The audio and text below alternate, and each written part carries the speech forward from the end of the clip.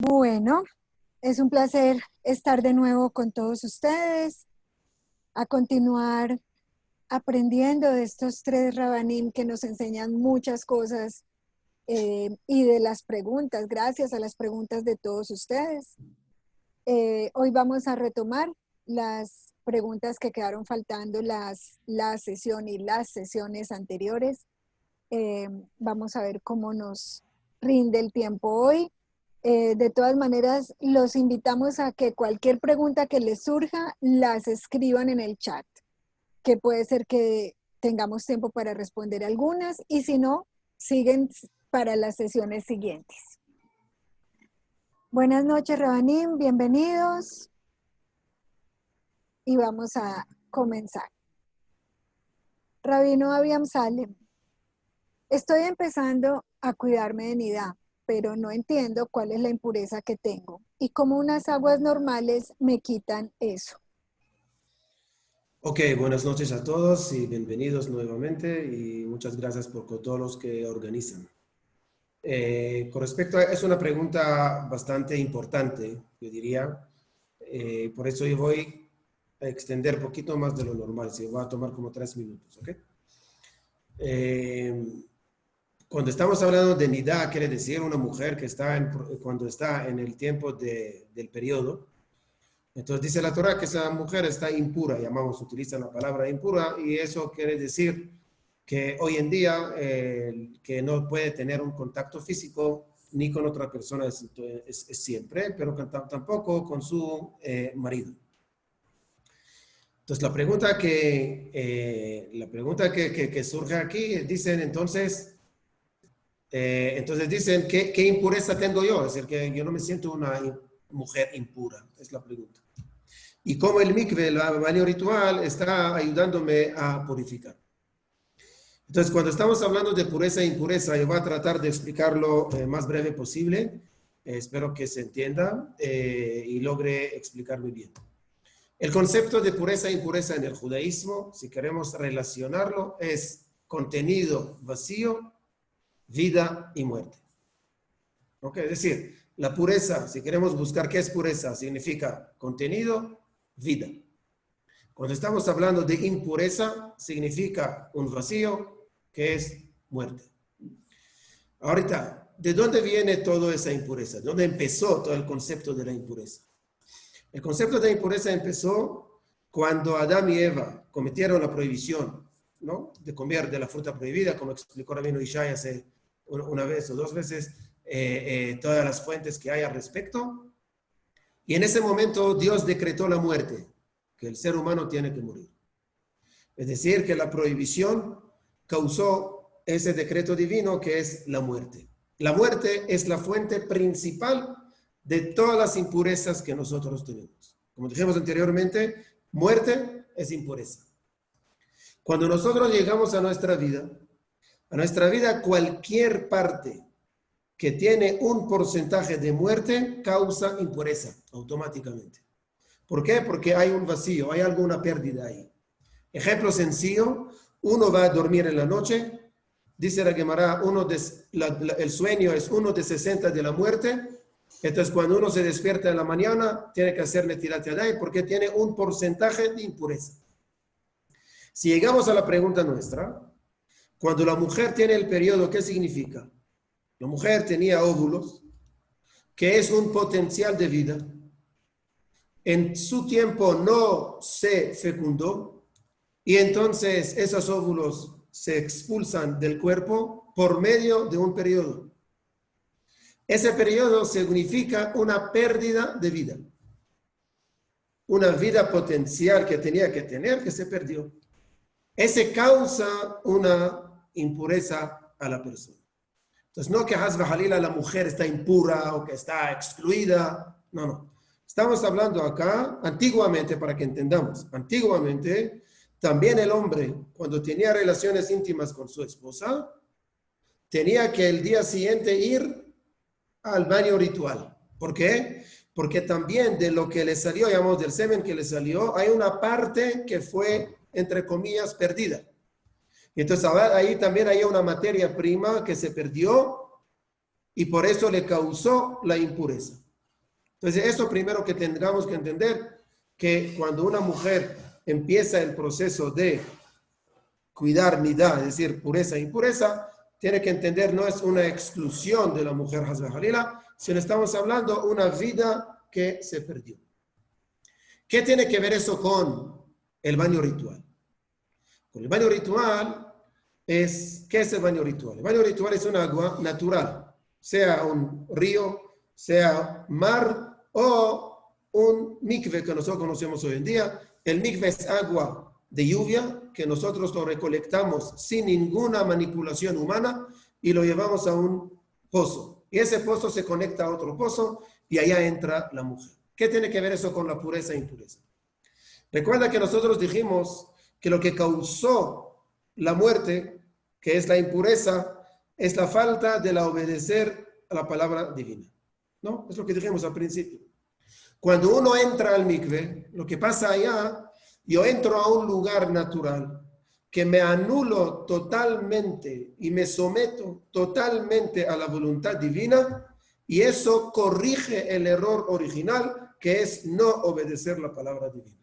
Cuando uno entra al mikve, entonces en ese momento, incluso también los hombres que van hoy en día al mikve, hay que entender, no hay que entrar y salir, no sé.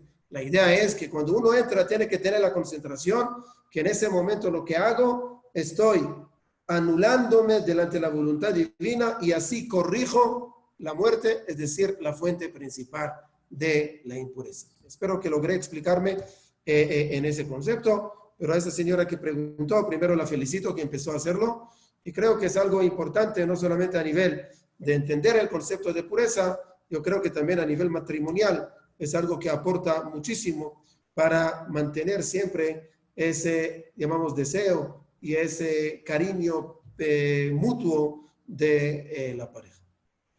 Ravi, si puedo hacer una contrapregunta ahí, el agua, o sea, ¿por qué esa pureza es en agua, o esa purificación mejor es en agua? ¿Qué simbolismo? ¿Por qué el agua? Ok, el agua tiene dos cosas. Primero es, como nosotros decimos, que llamamos, el elemento original, ¿cuál es? El mar. Cuando nosotros escuchamos lamentablemente muchas veces personas que saben nadar y saben todo, cuando entran en plena mar pueden hundirse. Es decir, el lugar donde yo puedo ver la grandeza divina y anularme totalmente delante de su voluntad es el mar. Solamente que la Torah nos dio una solución que hay lugares donde no hay mar. Entonces, ¿qué vamos a hacer? Entonces, lo llevamos a la parte en una forma, llamamos natural. Llevamos agua de lluvia a un pozo. Es un punto. Segundo, sabemos que el agua representa la pureza, ¿no? Como dicen nuestros sabios, que la Torah fue comparada al agua y entonces el agua siempre en el judaísmo tomó una parte de purificación, de una limpieza que una persona tiene que hacer. Y sabemos que para poder corregir la impureza, o mejor dicho, para poder purificarnos, la forma de hacerlo es lavarnos. Significa reflexionar, interiorizar y después llegar a la conclusión qué me causó el error y cómo lo corrijo. Ok, gracias, Ravi Amsalem. Para el rabino Ishai, ¿qué tan cierto que no se pueden cruzar las piernas en la sinagoga? ¿Es algo netamente religioso o es solo una creencia? Bueno, primero que nada, buenas noches a todos. Gracias a todos por estar. Gracias también a David Lassman por ofrecernos esta plataforma de Zoom. Y antes de responder, que este estudio sea para Refuá Shelema de David Ben Hilde. Buena pregunta la de cruzar los pies en la sinagoga, porque desde que yo soy pequeño, imagino que no solamente a mí, a muchos que estaban en sinagogas sefaradís, los viejitos de la sinagoga regañaban a los niños cuando cruzaban los pies en la sinagoga.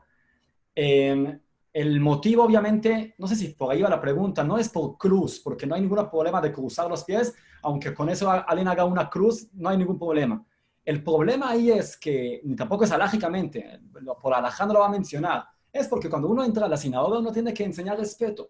Cuando uno no se va a sentar uno con los pies cruzados delante del presidente, va a sentar así a lo pachá, como decimos nosotros. Va a sentar con respeto, se va a sentar con respeto al que está enfrente de él. Con más razón, cuando uno se ha sentado enfrente del rey de los reyes de Dios, uno tiene que sentar con mucho respeto y por eso es que nos sentamos normal. Si es la alajá, sí menciona, lo trae también el Rabbi Yosef, que si es que le ayuda eso para leer, le ayuda para estudiar, digamos, en la yeshiva nosotros, y imagino aquí todos los que fueron a la yeshiva, uno está todo el día estudiando en la sinagoga, todo el día está en la sinagoga. Entonces, por eso se le permite que si es que se le es más cómodo así de tener el libro que está estudiando, entonces se permite. Pero el que sea, lo ideal sería, obviamente, cuando uno va a la sinagoga, uno se tiene que cuidar y que no se siente con los pies cruzados. Ahora, en el caso de las mujeres, que no es una falta de respeto, ahí no hay problema que la mujer se sienta con los pies cruzados, porque no es falta de respeto para una mujer. Pero para un hombre, cuando uno se sienta así, con los pies cruzados, se ve como algo falta de respeto. Entonces, eso es lo que a mí siempre me aconsejan y también aquí en la sinagoga siempre tratamos que la gente evite, que tengamos mucho cuidado de no faltar respeto a la sinagoga.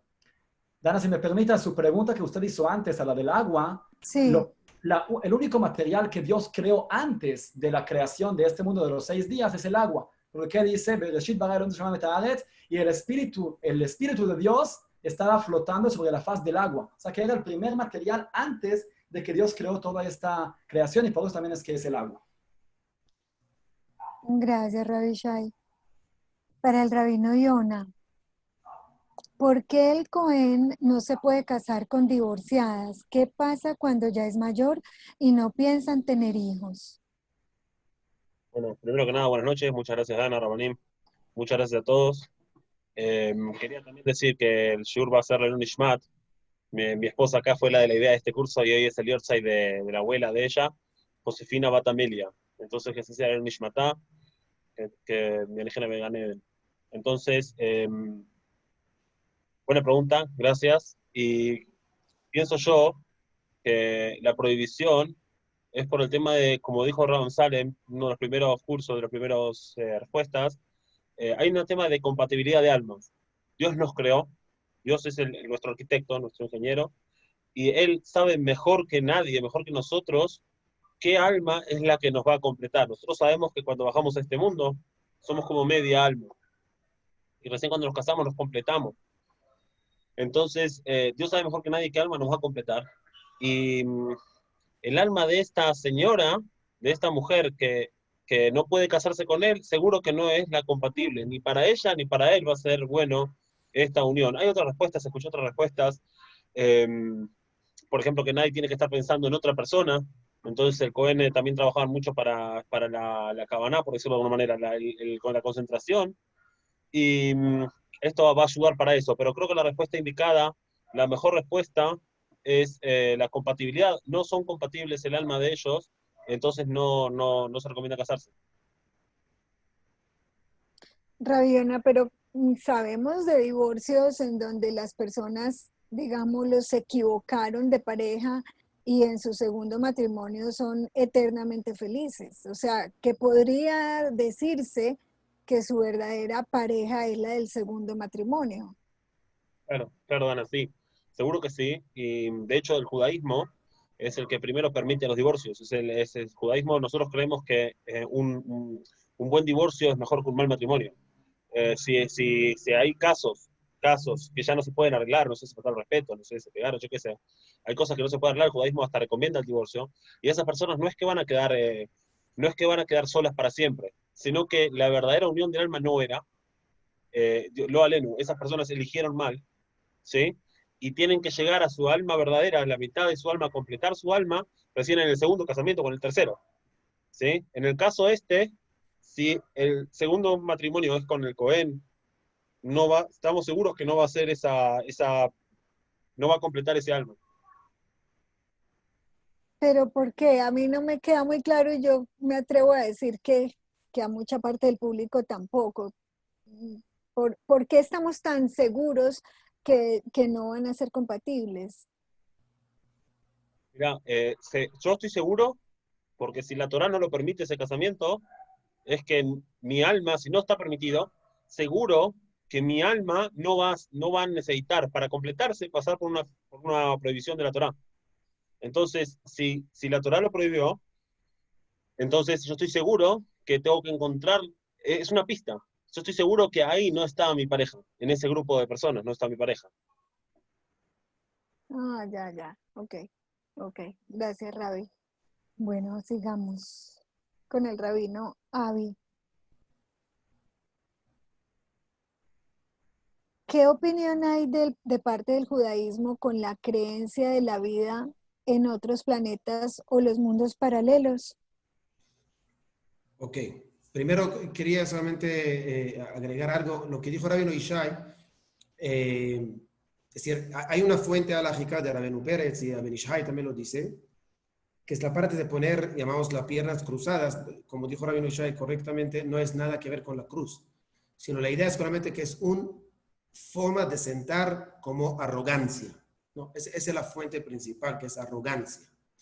Entonces, yo creo que hoy en día, llamamos hoy en día, sentar con las piernas cruzadas, eso no es algo que hoy en día representa, llamamos, una arrogancia. Yo no creo que hay que ser tan, llamamos, complicado con este tema. Y aparte de esto, lo que dijo Rabino Ishai, y es que cuando yo sostengo un libro haciendo esa forma, allá no hay ningún problema. Y con lo que dijo Rabino Yona, con respecto al... Hay que entender, es decir, el problema no es con la mujer.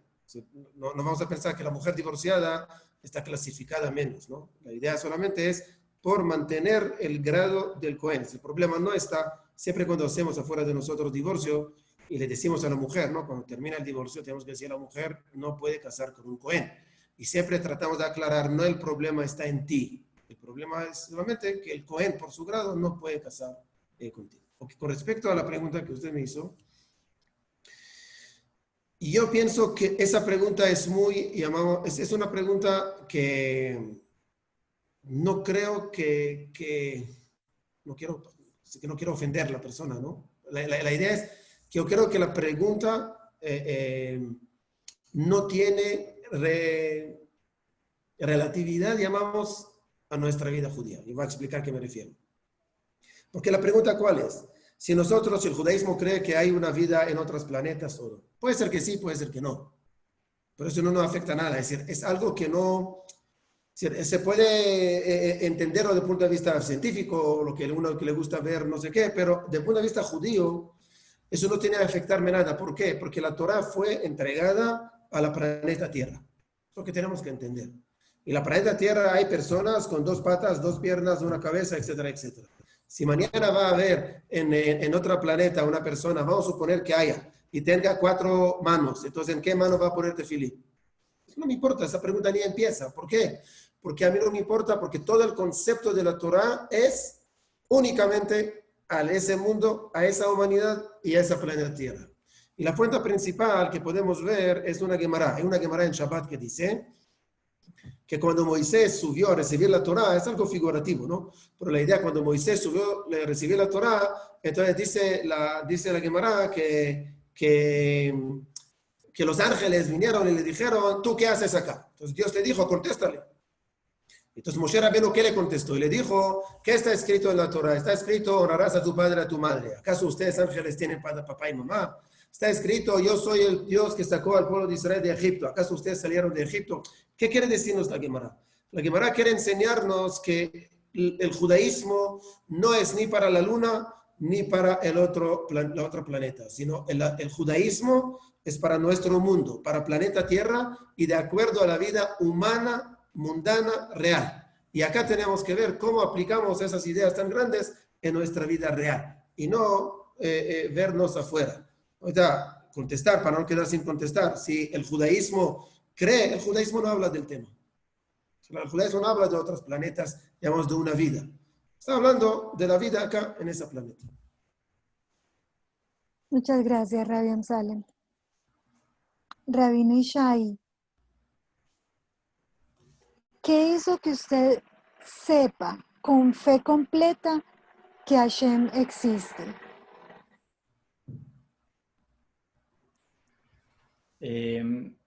Bueno, la verdad es que yo nací religioso.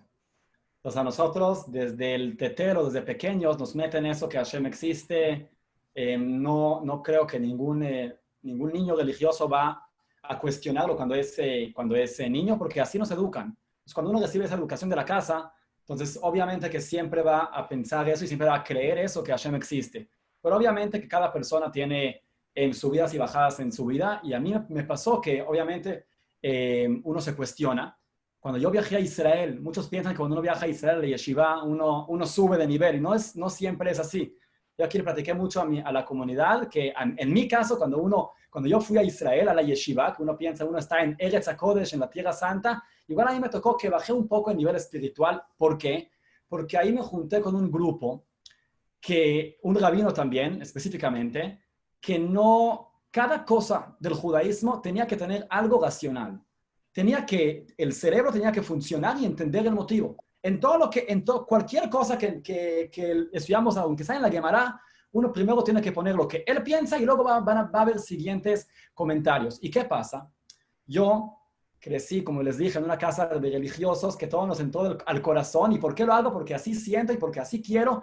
Y lo único que funciona es el corazón. Y de repente me cambian en Israel a otro punto de vista de todo. Tiene que ser racional y uno tiene que cuestionar. A ver, de verdad es una buena pregunta. Y ahí fue la primera vez que me puse a cuestionar eso. Y me acuerdo que era en Israel, en la yeshiva. Y lo platiqué mucho con mis rabinos también. Pero después muy rápido, uno se da cuenta que si uno ve, digamos, una mesa, entonces la mesa atestigua que había un carpintero. Es el mejor testigo que hay carpintero cuando uno ve la mesa. Imposible que la mesa, pum, se creó sola. Entonces, obviamente que cuando uno ve la mesa, uno ve que había un carpintero que creó esa mesa, o una cámara también. Uno ve una cámara, obviamente que alguien fue y creó esa cámara. La cámara no se hizo así sola, cada pedazo entró a su lugar con una explosión. Obviamente que no. Hubo alguien que lo creó. Entonces, ¿por qué el ojo de la persona no podemos creer? El ojo es mejor que todas las cámaras. Entonces, ¿por qué el ojo no podemos creer que alguien lo creó? O sea que obviamente alguien tuvo una creación. Ahora, ¿qué quiere de nosotros el que lo creó? Entonces, depende de la creación, del nivel de la creación, también así es el propósito. Digamos, un ejemplo, si alguien creó una caja simple, entonces yo no puedo creer que esa caja él la utiliza nada más para guardar ahí los muñecos de su hijo. Pero si alguien hace un robot gigante, que el robot vuela, el robot come, el robot limpia la casa, maneja el coche, va de compras, compra, paga, etcétera, un robot impresionante, y yo le pregunto a ese doctor que creó el robot, le digo, oiga, ¿por qué lo creó? Él me va a decir, no, ¿sabe qué? Es que hay una botella de whisky que yo la dejo siempre en un lugar muy alto en el armario y no la alcanzo. Entonces la creé eso, ¿para qué? Para que me sirva como una escalera. Imposible. Para eso crea una caja normal.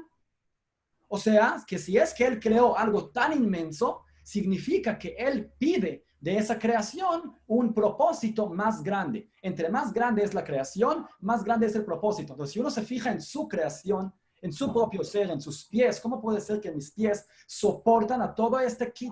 Bueno, yo soy flaco, pero aunque sea. ¿Cómo puede ser que estos pies tan delgados puedan soportar a todo el cuerpo? Es algo impresionante. Toda la creación, entre uno se fija de la creación suya, uno se da cuenta que tiene un propósito. Y si tenemos un propósito, nosotros como judíos sabemos, al igual que el robot, uno quiere saber cómo funciona ese robot, como dice el manual.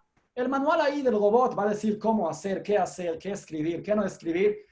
Lo mismo también en la persona. Uno quiere saber para qué lo crearon, que revise el manual. ¿Y cuál es ese manual? La Torah. Ese es como yo pude un poco reflexionar cuando yo estaba en Israel, y eso yo creo que es una visión correcta de que cada judío tiene que ver así.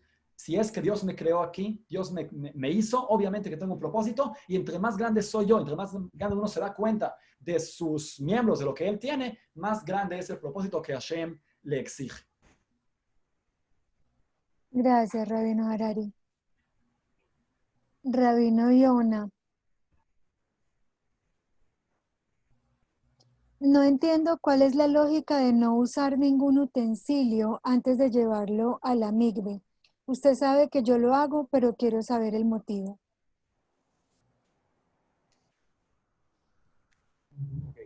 Es una buena pregunta. Me hizo pensar mucho y me hizo aprender mucho. Eh, Normalmente, la respuesta básica conocida es que cuando nosotros adquirimos un utensilio, no sabemos la procedencia. No sabemos qué pasó, en qué depósito estuvo, quién fue el dueño anterior, quién fue el mayorista, el importador, el dueño anterior, el minorista, qué hizo con eso. Y hay impurezas, hay cosas que le pueden, como decir, modificar la pureza de este utensilio, por ejemplo, que hagan idolatría con él, etc. Entonces, cuando llega a ser mío, debo hacerlo en la tevilá para que estar seguros de que ya puede ser apto para recibir pureza. Nosotros intentamos que todas las cosas, intentamos subirla a nivel espiritual. Las cosas materiales, nosotros las usamos para el servicio de Dios. Entonces, así como lavamos, por ejemplo, esa taza que compré, la lavo antes de usarla, porque está bien, viene en una caja, pero yo no sé dónde estuvo esa caja, en qué depósitos y demás. Así también, a nivel espiritual, hacemos un lavado para que podamos usarlo y podamos elevarlo espiritualmente este utensilio. Gracias, Rabino Yona. Rabino Avi, ¿qué permite y no permite el judaísmo en la intimidad? ¿Qué opina se puede hacer? Ok. Todo el tema de la intimidad, obviamente que no vamos a explicar aquí qué se puede hacer, qué no se puede hacer, todas esas cosas por motivos de recato, pero va a explicar el concepto en general. Lamentablemente el judaísmo fue influenciado, no el judaísmo, perdón, personas dentro del judaísmo fueron influenciados de un pensamiento cristiano. Es un pensamiento que ve la intimidad, las relaciones íntimas, como algo carnal, algo animal y algo que hay que alejar de él. Según el cristianismo es el primer pecado.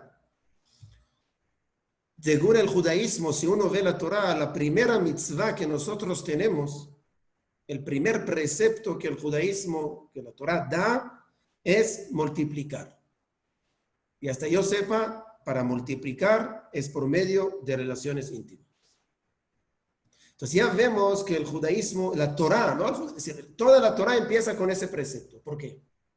Eso para explicarnos que el concepto de la intimidad es algo sagrado, elevado y puro en el judaísmo. Obviamente que uno tiene que saber en qué momento, obviamente que solamente con su esposa, también, como hablamos anteriormente, la pureza familiar, etcétera, etcétera. Pero el concepto de la intimidad no es solamente que es el primer precepto. Cuando una persona va a casarse, cuando él va a firmar la ketubá, el contrato, él dice, yo tengo que vestir a mi mujer, me comprometo a vestirla, me comprometo a alimentarla y me comprometo a tener relaciones íntimas. Y uno pregunta y dice que en la boda ahorita, y sabemos que va a pasar, pero no tiene que firmar sobre esto. Yo entiendo alimentación, yo puedo entender vestimenta, pero ¿estás hablando ahorita de esto? Sí. Porque quieren aterrizar al mundo y decir que la intimidad en el judaísmo es un concepto espiritual. Ahora, ¿pero cómo es algo espiritual si es solamente algo carnal? La respuesta es, esa relación carnal es una expresión de una relación espiritual. ¿Qué significa? La Torá, cuando habla, por ejemplo, en la primera vez que la Torá nos relata sobre relación íntima, ¿cuándo fue? Cuando Adán tuvo relaciones íntimas con Javá. Así dice la Torá. Veja Adam yada et Javá ishtu. Y cuando Adán conoció a Javá, tuvieron esos hijos que tenían, Caín y Eva. ¿Por qué la Torá utiliza término de relación íntima con el término intelectual saber, conocer? Da'at.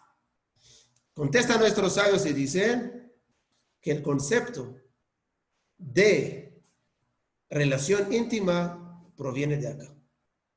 La mente está dando la orden de esa unión y conexión entre hombre y mujer que se refleja y se expresa por medio de relación íntima.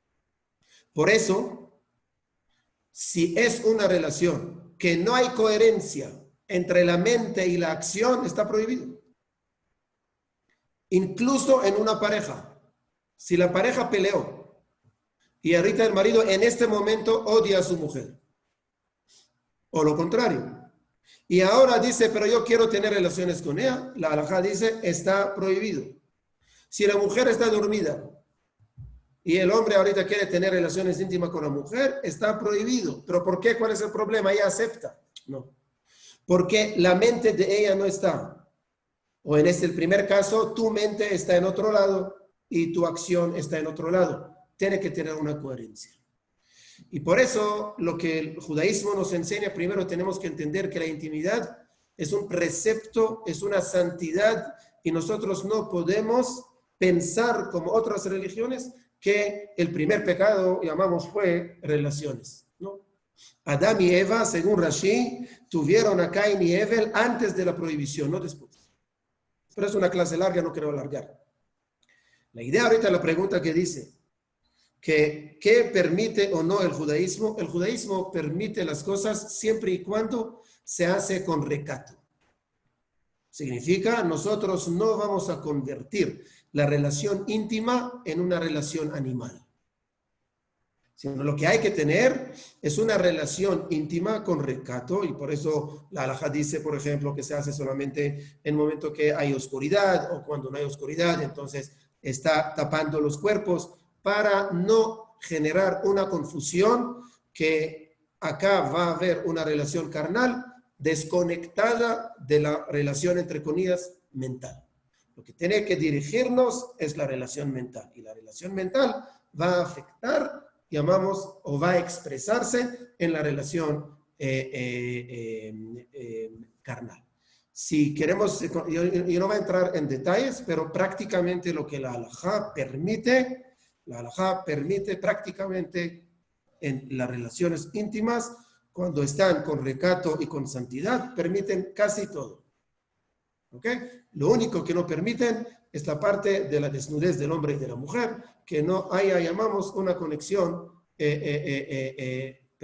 somos adultos, que no haya conexión oral en esos lugares. Es lo único, que es algo que puede causar, llamamos, una parte de desconcentración de la unión espiritual. Según nuestros sabios, Rabbi Haim Ben Atar y otros, opinan que el pensamiento que uno tiene en el momento de la relación íntima afecta el grado y la santidad del alma que va a venir al feto que va a nacer.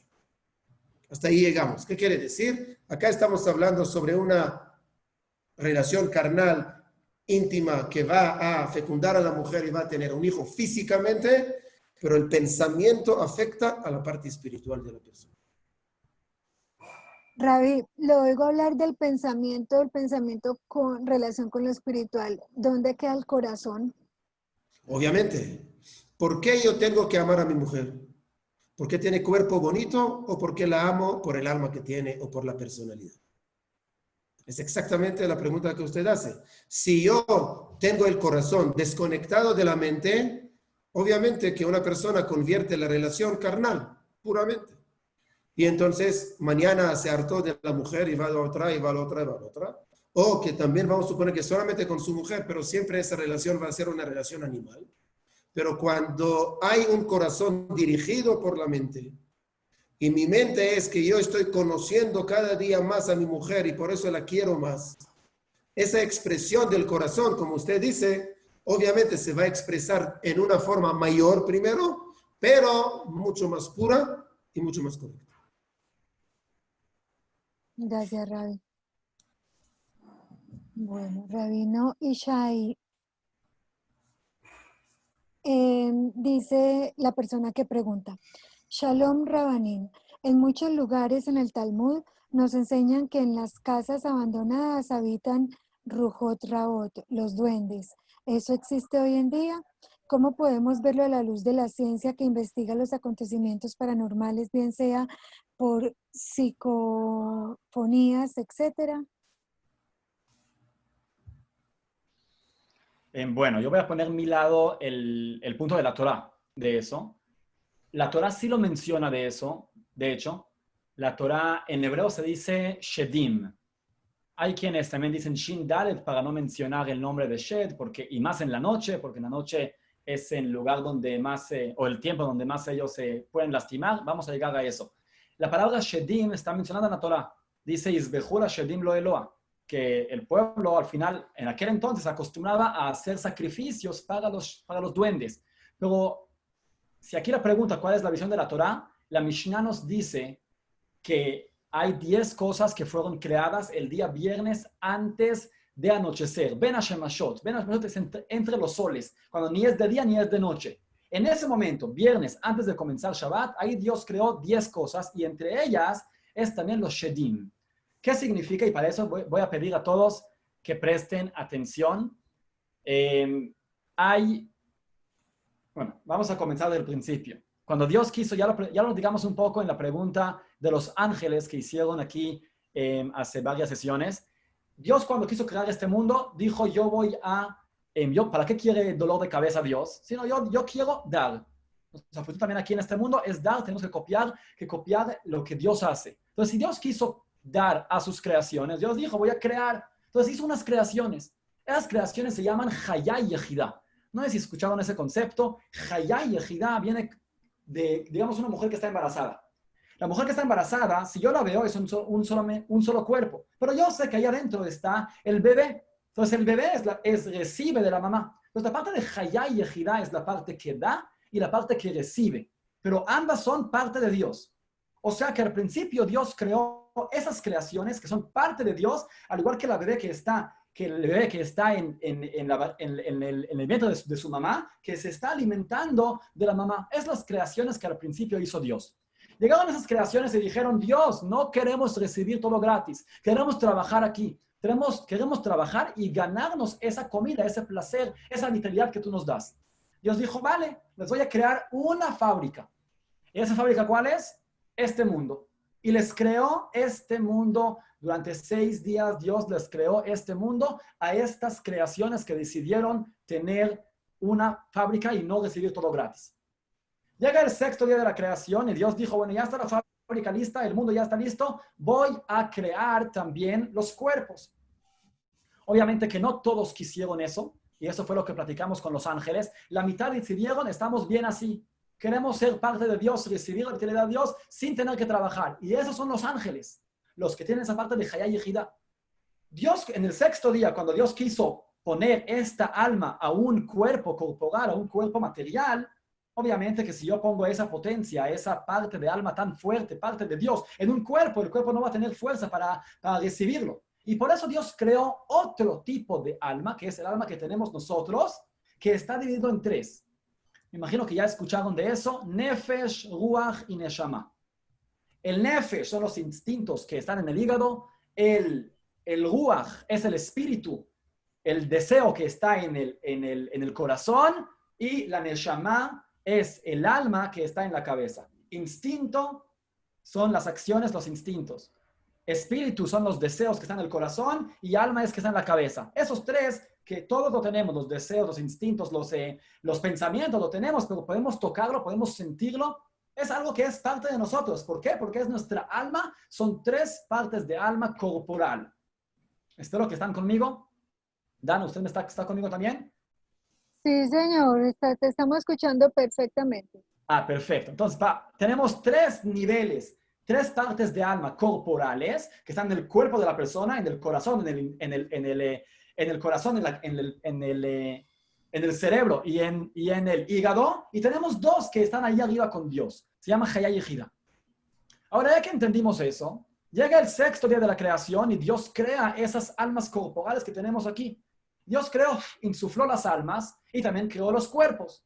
Llega antes de Shabbat, ya no se puede más crear, Dios descansó y quedaron almas corporales, que son esas Nefesh, Ruach y Neshama, que no tenían cuerpo. Y esas almas son los duendes. Son almas que no son parte espiritual. ¿Por qué? Porque tienen las almas corporales, pero tampoco tienen cuerpo. Y por eso la Mishnah nos dice que los duendes, esas creaciones, no son ni como las personas, ni como los ángeles. Tienen 3 cosas que se asemejan a los ángeles y 3 cosas que se asemejan a las personas.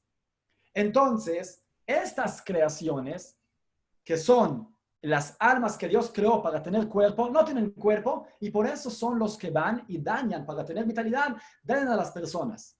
Llegó el tiempo del Talmud, y hicieron los Jajamim un decreto que ya no estén ellos en los lugares donde habitan las personas. Que ya no estén en lugares donde habitan las personas, sino que se vayan a lugares donde las personas no habitan. Ahora, hay muchos testimonios que vieron, que escucharon, que algo se cayó, que algo se movió, que vieron, que es...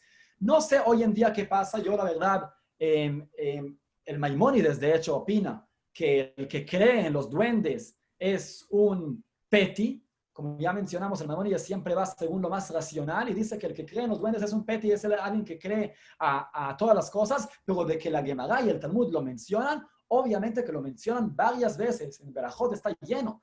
Muchas mitzvot que tenemos hoy en día, digamos, no sé si ustedes lo acostumbran a hacer, pero los marroquíes sí, digamos, de no tener zugot, no cocinar dos cosas a la vez, no cocinar dos cosas, no hacer nada de dos, sino hacer solamente cosas impares y no hacer cosas pares. ¿Eso de dónde llegó? Llegó también de un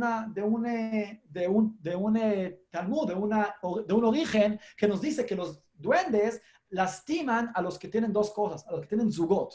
Otra alajá, digamos, más que lo hacemos nosotros, es la netilá en la mañana. Parte que hacemos netilá en la mañana, ¿por qué es? Porque un shed que está en la noche y lo daña a la persona, le deja su impureza en las manos. Hay muchas partes del Talmud que lo mencionan. Entonces, decir que no existe según la religión, obviamente que es incorrecto, aunque Maimónides lo diga, la Torah lo menciona en un versículo y también en varias partes. Yo creo que en más de 5 tratados diferentes lo menciona la parte de los duendes, así que hay que saber que obviamente que existen, pero hoy en día no están en lugares donde habitan las personas. Wow, Ravi, un montón de cosas que yo no sabía en su respuesta. Una apreciación, usted dijo que en la mente estaba el alma y en el corazón el espíritu.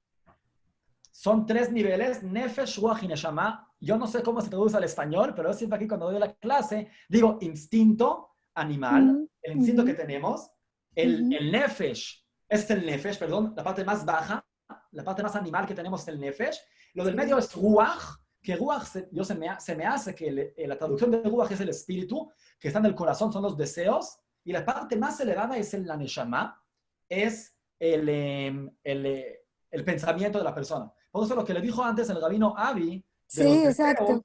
Los deseos son los que manejan en el medio. O los deseos van por el instinto animal que uno tiene, que es lo peor, o que los deseos vayan por el pensamiento, que ahí lo eleva, ahí lo asemeja a Dios. Por eso es importante que los deseos vayan también tras los pensamientos positivos, pensamientos espirituales. Por eso ahora entiendo por qué el rabino Avi no mencionaba el corazón, porque el alma está, según la Torah, en la mente. Exacto. Entiendo.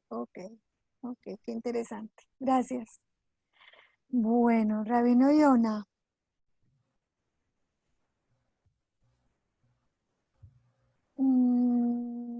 Si voy en carro al Shil, porque la distancia es larga, ¿no cumplo con el Shabbat?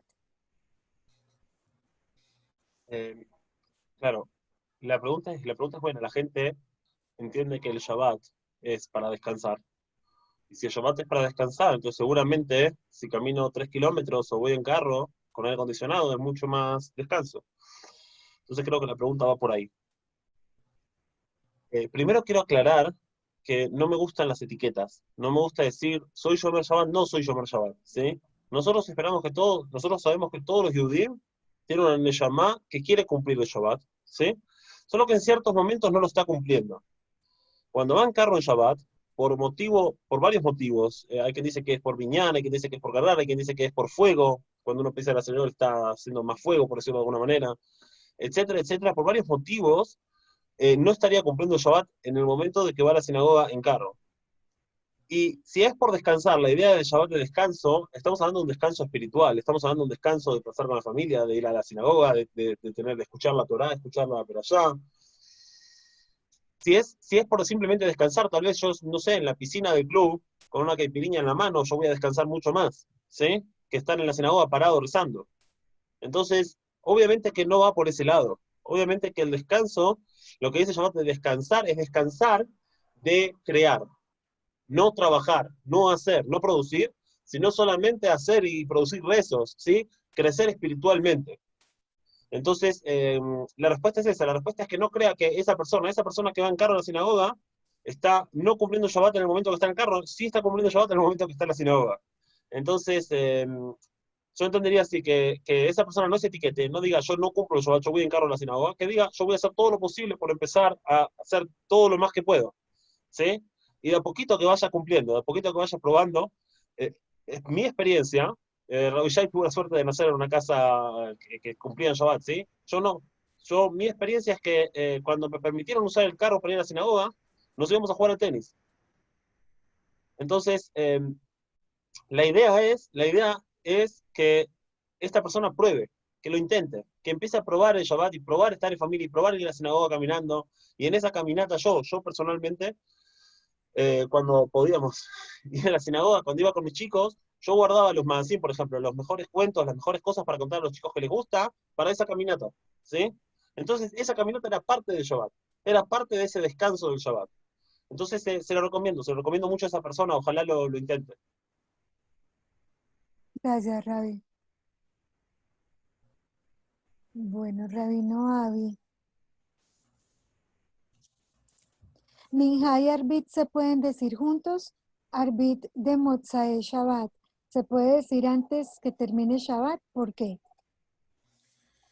Ok, el concepto de Minha y Arvit generalmente hay horarios, ¿no? Minha se dice en el día, Minha es equivalente al segundo sacrificio. Nosotros teníamos dos sacrificios fijos que se llama Korban Tamid, y el primero es para Shaharit, después tenemos en la tarde que es Minha, hay horario para Minha, y Arvit es una tefila que fue agregada posteriormente, y eso generalmente se dice en la noche.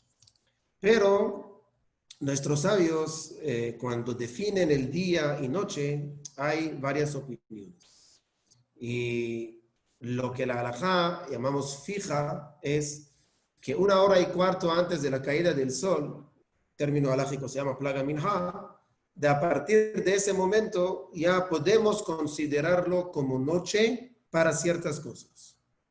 Por ejemplo, si uno quiere recibir Shabbat, por ejemplo, desde hoy en día Shabbat, vamos a decir, entra a las 5 y redondeamos, 6, por ejemplo. Entonces ya desde las 1 cuarto para las 5, más o menos, uno puede ya recibir Shabbat, prender las velas, hacer todo. En Israel, por ejemplo, es muy común. Es decir, que respecto a la pregunta, Minha y Arvit se puede decir juntos, sí, en Israel es muy, muy común que se lo hace, aunque si uno analiza el halajot de Shulchan Aruch, cuando el Shulchan Aruch está hablando de los halajot de Minha, el Minhot Minha, al final está hablando allá y dice que no se puede decir, si yo considero que ese tiempo es noche, no puedo considerarlo día, y si lo considero día, no puedo considerarlo noche. Pero en todo modo, es lo que dice el Shulchan Aruch. Pero hoy en día lo que se hace, lo que practican hoy en día, es que antes de la caída del sol hacen Minha, después de la caída del sol hacen Arvit, y solamente entran a la parte de repetir la Shema, porque la Shema, que es una mitzvah aparte, que tiene que decirla únicamente cuando es noche. Entonces, con respecto a la pregunta, si se puede decir Minha y Arvit juntos, es decir, seguidos, yo diría sí. Bajo algunas condiciones, pero la respuesta en sí es sí. Ahora, en Motzei Shabbat, nosotros sabemos que en Motzei Shabbat tenemos una mitzvah extra y es agregar Mehol al Kodesh. ¿Qué significa?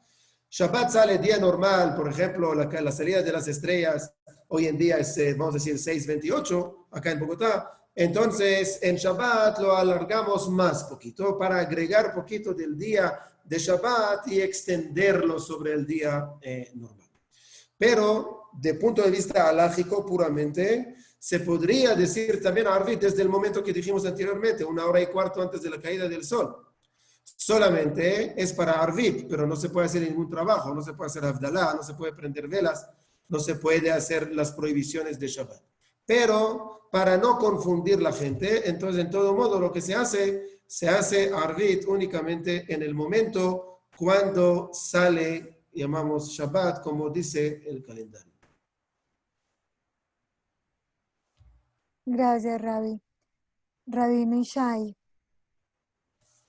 ¿Para qué vamos a visitar la tumba en el cementerio si el cuerpo ya se lo comieron los gusanos y el alma está en el cielo? Estoy visitando un pedazo de piedra nada más.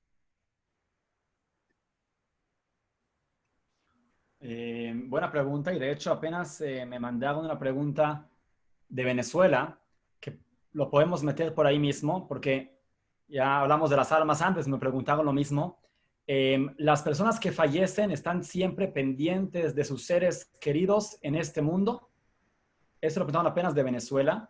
Entonces lo podemos meter con la pregunta de por qué se visita el cementerio, que ambos son una muy buena pregunta. ¿Cuál es la idea de visitar un cementerio si el cuerpo quizás está, quizás no está, y el alma ya está en el cielo? Entonces, ¿para qué voy? Entonces hay que saber que en el momento cuando la persona se muere, lo llevan al cementerio, ¿verdad? ¿Cómo se dice cementerio en hebreo?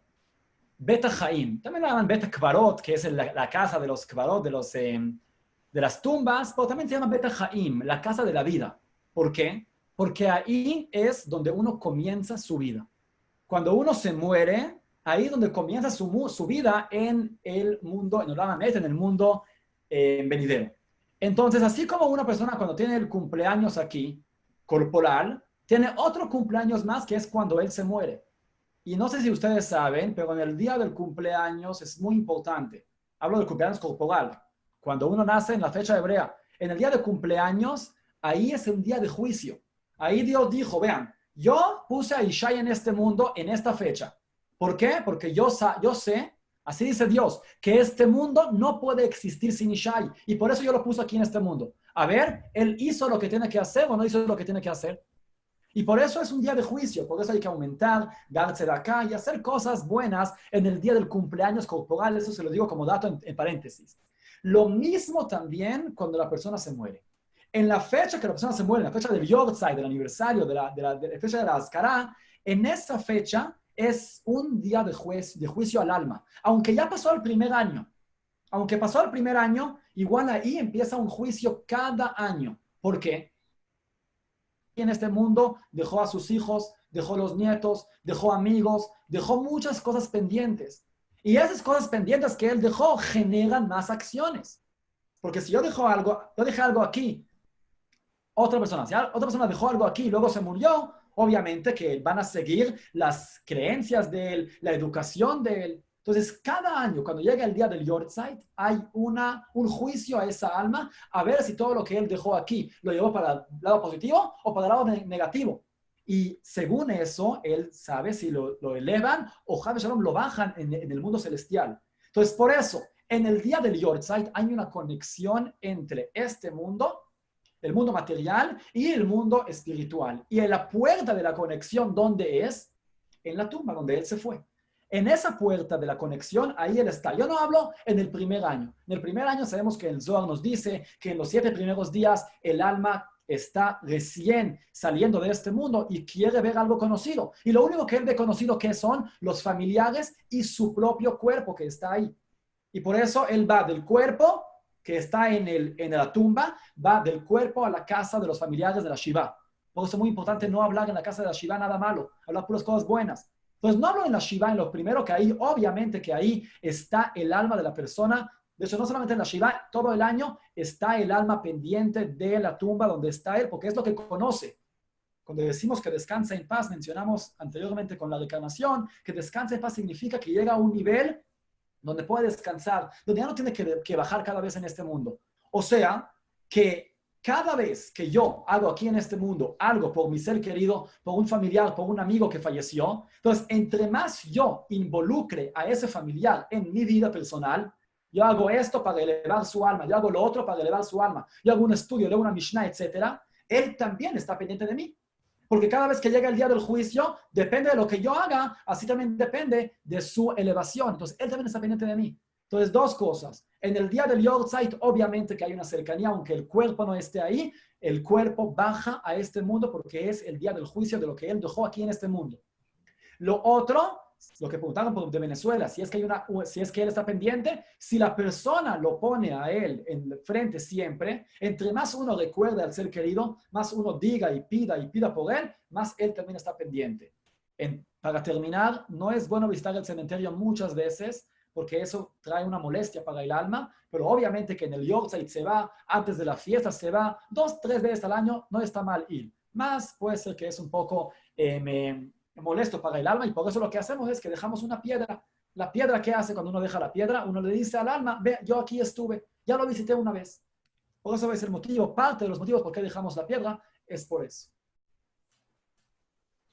Vea, muchas cosas Antonio, que yo no yo quiero sabía. decir algo, ¿puedo? Sí, por supuesto, Rabino, adelante. No, porque yo quiero dar el otro lado para que las personas que no pueden ir, que no se sienten mal con esto, vamos a decirlo así. Es decir, el concepto, llamamos, si no hay una fuente clara que dice que, digamos, cuando una persona se entierra, automáticamente el alma se despide y se va. Y nosotros decimos, Began Eden, Tehem Menuhato. Los 7 días que hacemos en el día, la casa y todo eso, el alma no está presente, hay que entender esto. Lo único es que tenemos que entender es que hay una Gemara muy larga del tema y al final la Gemara llega a la conclusión que los muertos no están enterados de lo que está pasando en ese mundo. Es decir, cuando ya la persona fallece, se fue. Ahora, lo que dijo Rabino Isha es verdad, es decir, la idea es que nosotros tenemos Iriorza y tenemos, en Marruecos, por ejemplo, los rabinos casi no iban al cementerio. No ven la necesidad. Entonces, ¿por qué hay en todo modo? Yo creo que también hay que agregar que la parte del cementerio no es solamente para el muerto, sino para uno mismo. Es decir, nosotros necesitamos algo tangible para poder recordar, llamamos, nuestros seres queridos. Y cuando nosotros lo recordamos, estamos reviviendo, entre comillas, sus ideas, sus valores, sus principios, sus enseñanzas que dejaron en ese mundo. Y eso pasa en los momentos cuando nosotros lo reconocemos y lo recordamos. Obviamente, si uno lo hace de la casa, Hazaku Baruch, pero en caso que la costumbre que uno va a la tumba, ¿para qué? Para sentir algo palpable, llamamos, para poder interiorizar más ese recuerdo. Igualmente cuando van a las tumbas de los tzadikim, cuando uno va a una tumba de un rabino importante, ¿cuál es la idea? La idea es que uno tiene que estudiar poquito sobre el rabino, entender quién es él, quién fue, cuáles fueron sus enseñanzas. Y cuando él se acerca a la tumba, entonces él está reviviendo, entre comillas, esas ideas para su vida propia. El que dice que dura 7 días la elevación del alma, la Shiva, es el Or HaChaim HaKadosh. El Or HaChaim HaKadosh dice que no se sube el alma directo de una vez, sino que la elevación del alma dura 7 días. Y cada día de esos 7 días sube una parte más del alma hasta que queda completa. Pero obviamente lo que dice Rabbi Haim Ben Atar, no que dice que el alma se queda acá. El alma tiene que pasar lo que se llama Shiva Rekeim. Tiene que pasar 7 Rekeim, 7 grados, llamamos, del alma. Pero eso está en el mundo celestial, no está acá, no está en la casa de los dolientes. Hay que entender. Hay mucha gente que me dice, mira, si yo voy al baño, de repente voy a ver ahorita la imagen de mi madre. No, nunca lo va a ver allá. La idea que nosotros tapamos los espejos no es para no ver a los espíritus o al alma que está andando en la casa.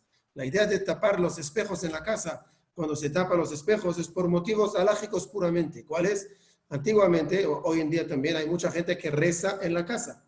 Hay una halajá que uno no puede rezar frente de un espejo. ¿Por qué? Porque él ve su imagen y hay 2 problemas. Uno es como supuestamente está rezando a sí mismo y 2, como supuestamente también, él va a desconcentrar porque va a ver si mi pelo está bien, si mi barba se creció un poquito, no sé qué, y no va a poder concentrar en la tefila. Por eso la única vez que nosotros tapamos los espejos o tapamos las fotos que hay en el salón donde se reza, ¿no? Pero, y no viene a contradecir, solamente la idea es solamente agregar que también el concepto, digamos, de la visita es no solamente para elevar a los muertos, que también lo que dijo Rabino Isha es verdad, sino también para los vivos y ver cómo yo puedo, llamamos, aprender y revivir, entre comillas, a mi ser querido en cada fecha adecuada. Hazak Baruch, pero igual voy a insistir, Rabino, no me acuerdo dónde está escrito, pero mi rabino Eliyahu Admoni de México, él siempre nos decía, cuidado, no hablar cosas malas, ni gritar, ni discusiones en el lugar de la Shiva, porque el cuerpo, el alma de la persona va en toda la Shiva del cementerio a la casa. Yo, si Dios quiere, lo voy a investigar. Rabino, con todo respeto a Rabino, que te da la fuente. Sí, lo voy a preguntar, lo voy a investigar y lo voy a decir, si Dios quiere, en el siguiente encuentro, donde está mencionado que el alma en la Shiva se va del cementerio a la casa de la persona, porque cuando él se desconecta, el alma, imagínense, ustedes llegan a un lugar nuevo, no conocen, es un lugar que ustedes están acostumbrados a verse con este cuerpo y de repente no están en un mundo nuevo, en un mundo espiritual. Y así me acuerdo que me decía mi rabino que él se va del lugar, de la tumba a la casa de la Shiva, pero voy a investigar dónde está escrito porque obviamente que cada cosa que tenemos que saber el origen. Listo. Gracias. Yo no quiero, Raúl. Mamás, sepa Radavi, le tengo el máximo de los respetos y no voy a discutir nunca lo que usted dice, solamente quiero decir algo que escuché de un Rab, ¿está bien? No lo digo en nombre mío, no soy quien para discutirle, quiero decir lo que yo pienso, lo que yo escuché y lo que quiero creer por lo menos, ¿sí? Esto lo escuché en nombre de Rabban Yitzhak, ¿sí? Creo que también estuvo en Venezuela, Rab, usted lo debe conocer. Rabban Yitzhak tiene un shiur muy interesante, está en YouTube también, así que lo pueden, creo que está en YouTube también, así que pueden buscarlo. Y él dice que hay un majloquet gigante, si el alma sabe lo que está pasando, no sabe lo que está pasando, y este majloquet que estamos viendo, y él dice que, y él trae una cosa más, él dice así, ahora viene Tisha B'Av, 9 de Av. Entonces, ¿qué es tan importante que recordemos la destrucción del templo? ¿Por qué es tan importante que recordemos? ¿Qué importa? El templo se destruyó, ya está. ¿Qué tengo que sufrir? Los judíos ya sufrimos bastante. ¿Qué venimos a sufrir más ahora, en estas 3 semanas que estamos ahora, que estamos todos barbudos y demás? Entonces, ¿por qué seguir sufriendo? Entonces explican que el hecho de tener una conexión, recordar el templo, todas las personas que se recuerdan el templo y se recuerdan la destrucción del templo y sufren por eso y demás, van a tener mérito de poder verlo de nuevo reconstruido. Entonces creo que la mascanada de este shiur es que una persona que en esta vida, esta persona, vamos a decir, no sé, no quiero hablar, un familiar, un padre y un hijo, ¿sí? Ese padre que falleció se preocupó de ese hijo toda la vida, entonces después de fallecido se sigue preocupando, y tanto es así que el tipo de la Gemara está escrito, por ejemplo, que somos los piernas del difunto, porque lo que hacemos acá les influye a ellos arriba y los va a elevar el alma, por eso decimos el Kadish y demás. Entonces, creo que lo que yo, por lo menos, lo que yo escuché y entiendo más, es que Talui, una persona que se preocupó por sus familiares, si toda la vida vivió para ellos y demás, como sabemos que pasa una Idish Mami y demás, ¿sí? Luego no terminamos, que esto nunca sepamos. Esa persona va a seguir sabiendo arriba, va a seguir sabiendo lo que pasa y va a seguir estando enterada y rezando por nosotros, como Rachel pidió ser enterrada en el paso para cuando pase a Israel rezar por él, ¿sí? Así también al revés. Hay personas que, no sé, se dedicaron a otras cosas, se dedicaron a sus proyectos de vida, a sus inversiones o lo que sea, entonces esas personas no van a estar tan conectadas con la familia acá abajo.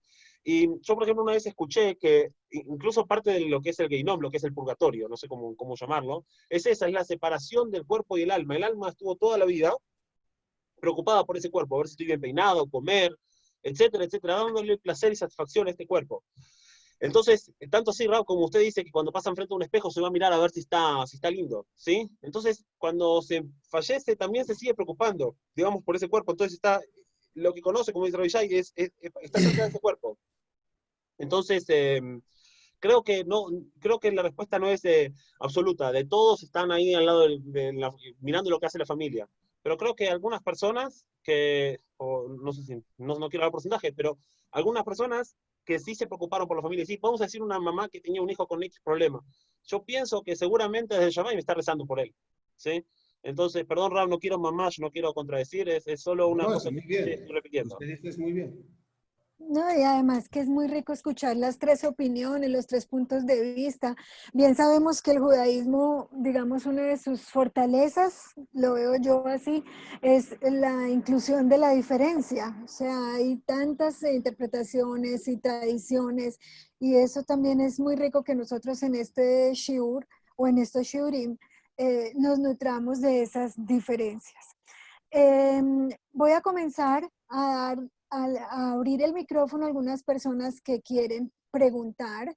En este caso es la señora Rosita Argots. Si ustedes no saben cómo levantar la mano por el chat, pueden, pues por la herramienta de Zoom, pueden poner en el chat, pido la palabra.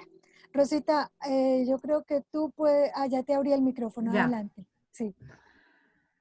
Rabino, yo también tenía entendido, ¿Rabino cuál? rabinos todos, que que el alma estaba en la casa durante los primeros 7 días, por eso se hacía la shiva en la casa donde la persona vivía, se ponía una vela prendida toda la semana y un vaso con agua con una servilleta. ¿Por qué se pone la vela y el vaso si el alma no está? Entonces te pregunta a mí entonces. Ok, le pregunto a usted, Rabino No, Salem. no, esto no tiene nada que ver. El agua ya no sé, es costumbre de ustedes, yo no pongo agua. Pero la ¿Quiénes parte son ustedes? de la vela nosotros decimos, Kiner Hashem Nishmat Adam, es decir, el alma se representa por medio de la vela. Y nosotros que podemos, la vela quiere decir que nosotros mantenemos el alma, llamamos, entre comillas, el alma espiritual, como dije anteriormente, la enseñanza y su recuerdo en nuestra casa. Y nosotros tenemos la costumbre prender 7 días y después prendemos todos los Shabbat durante el primer año. Entonces que el alma no está ahí. Ahorita, otra vez hay que entender, lo que dijo Rabbi Shai, hay rabinos que lo dicen, yo no digo que es un invento ahorita que se inventó acá, ¿no? O sea, hay que dicen que durante los 7 días el alma va, pero yo todavía no he encontrado la fuente de donde lo dice. ¿Me explico? ¿Por qué yo digo esto? Y voy a explicar por qué. Perdón que alargo. El problema es, como explicó ahorita Rabino Yona, y es que cuando el alma no se libera, ¿por qué nosotros, por ejemplo, por qué no se puede atrasar el entierro? Porque solo creemos que hasta que no devolvemos el cuerpo, el alma no se libera. ¿No? Así es. Entonces es un sufrimiento al alma en el momento que no lo llevamos al entierro más rápido posible. Ahora, cuando ya lo enterramos, ¿qué hacemos? La primera cosa que hacemos, decimos Kadish.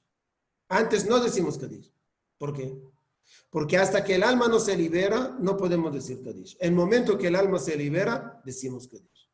Entonces, si yo voy a decir que todavía hay algo, yo estoy analizando ahorita desde el punto de vista lógico, ¿no? Si todavía hay algo que amarra y amamos esta alma en este lugar, entonces no estoy liberando el alma. ¿Me explico? Pero eso no va a cambiar nada en nuestra vida. Si está o no está, eso no creo que es lo más importante ahorita. Gracias, Rabanim. ¿Con quién íbamos? Con Yona, ¿cierto? Con el rabino Yona. Sí.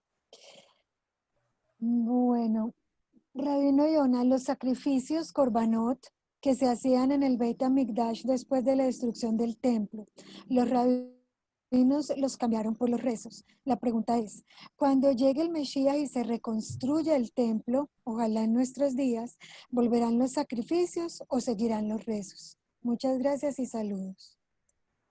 Bueno, gracias por la pregunta. De nuevo le pido perdón al Rababi, no quiero contradecir, ¿sí? Lo que dijo Rababi recién, de que tampoco es importante esto, este final, creo que es muy interesante para esta pregunta también. Mijral, tenemos que saber que nosotros tenemos que vivir una vida, ahora, todo lo que la halajá dice, todo lo que la ley dice, y tenemos que vivir una vida de acuerdo a esa Torá, ¿no? A nuestra Torá. Entonces, muchas veces nos ponemos a indagar, ¿y qué pasó antes de Bereshit? ¿Qué pasó antes del Génesis, antes del primer día de la creación? ¿Y qué pasó? ¿Y qué va a pasar cuando...?